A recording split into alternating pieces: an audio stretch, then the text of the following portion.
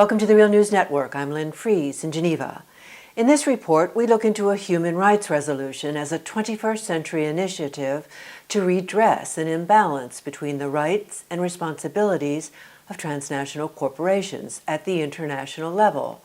This to prevent human rights abuses in a world system dominated by transnational corporations with parent companies largely headquartered in the global north and subsidiaries in global supply chains across the global south, and to provide appropriate justice and remedies for victims of corporate abuse. On the 26th of June 2014, the UN Human Rights Council adopted Resolution 269, giving an intergovernmental working group a mandate to elaborate an international, legally binding framework of human rights law with respect to the activities of transnational corporations. The purpose being to match the scale and cross-border nature of transnational corporate systems of global production with effective legal enforcement of internationally recognized standards of fundamental human rights. This is part 2 of our report on UN Human Rights Council Resolution 269, with the chair of its working group, Ecuador's permanent representative to the United Nations, Geneva, Ambassador Maria Fernanda Espinosa. The ambassador previously served as Ecuador's Minister of Defense, and prior to that as Minister of Natural and Cultural Heritage and Minister for Foreign Affairs. Ambassador Espinosa, welcome. Thank you. I'm delighted to be here. Comment more broadly on this struggle for coherence in international law with respect to the obligations of transnational corporations. A coherence that architects of free trade agreements and investment treaties already clarified for corporate rights, and that we see relentlessly pushed further in new free trade deals, the next generation of deals.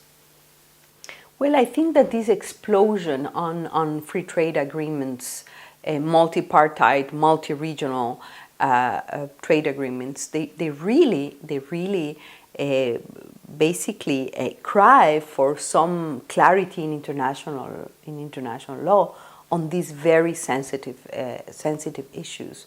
No matter where you invest, no matter how the supply chain operates in a transborder, transregional way, you need some kind of thread, some kind of coherence in international law to make sure that there are not abuses, not only with regard to labor rights, but also to environmental standards, issues such as climate change and the new climate change collective responsibility that we all have. I mean, all these very issues are at stake. All the issues of migratory workers, human mobility, all these issues have to be addressed and need an international response. So I think that the treaty process is it's very timely. That what we're trying to bring is some justice, some balance, some harmony between the rights of investors, the rights of states, and the rights of potential victims. Comment on what happens under the current framework. Well, basically what happens is that, for example, through the bilateral investment treaties, corporations have all the rights. They even have the right to sue governments if something goes wrong, if they fail to comply with a certain norm or certain commitment within a contract. They can bring to courts, to arbitration courts, member states, but states have strong difficulties to ensure liability and compliance from transnational corporations. So there is an imbalance between rights and responsibilities at the international level. And the issue of jurisdiction. The globalization process, basically, the outcome of that is that 80% of the goods and services that we consume around the world are produced by this delocalized, fragmented production chain. I mean, the commodity chains happen in different parts of the world. One of the big gaps of international law is precisely the issue of clarity in jurisdiction. When problems come, and there is a big violation of human rights, there is a lack of compliance, for example, with environmental standards. The issue of where to sue the company or where to bring the company liable, it's very complicated. And this has proved to be, the current framework we have in hand has proven to be extremely inefficient. So we need clarity in issues of jurisdiction. We need clarity in terms of the procedure and the mechanisms for remedy, for accountability, and to bring justice to the victims themselves. No, it all depends on the power of the negotiating parties.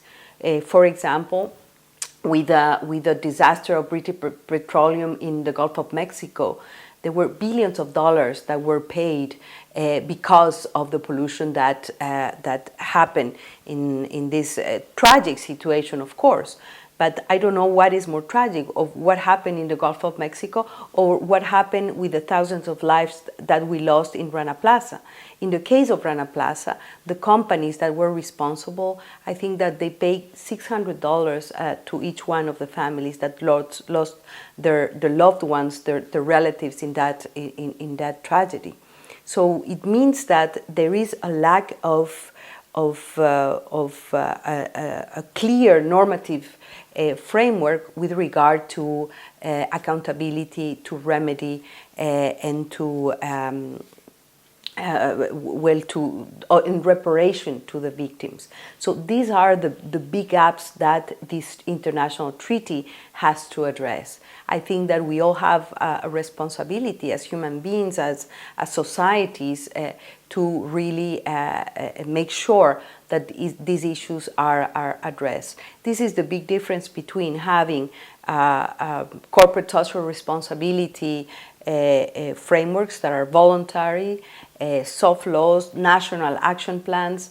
They're all good. We're not saying that they're not useful. They are useful. They're a very important step forward, but there is an urgent need to legalize the obligations of transnational corporations at the international level. And as we wrap up, a concluding thought?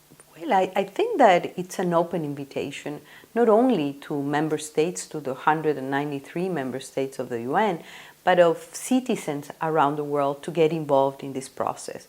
We had already 2 sessions of the working group. We will hold a 3rd session next year, but what is more important is the intensity of dialogue, consultations, awareness building in the intersessional period. We don't need to wait yet another year to get involved or to participate. The sessions of the working group are webcasted, they're public, and basically what we need is the engagement, the participation of humankind, of organized civil society around the world, of social movements, of workers' unions, of women's movements that are welcome to take part of this process. Even if you cannot be in person attend the meetings, but there is a website of the working group and we receive contributions, comments, proposals. We want this to be a process that is owned by citizens around the world, and whatever happens, and we expect that we will soon have a new treaty, an international human rights treaty, is going to be the outcome of the goodwill, of the engagement, of the responsibility of human societies around the world. We have to leave it there. This concludes our report on UN Human Rights Council Resolution 269 with Ecuador's permanent representative to the United Nations, Geneva, Ambassador Maria Fernanda Espinosa. Ambassador Espinosa, thank you. Thank you for this excellent conversation, for this opportunity to share with the public, with your audience, this process to build a new international treaty on transnational corporations and other business enterprises with regard to human rights. And thank you for joining us on the Real News Network.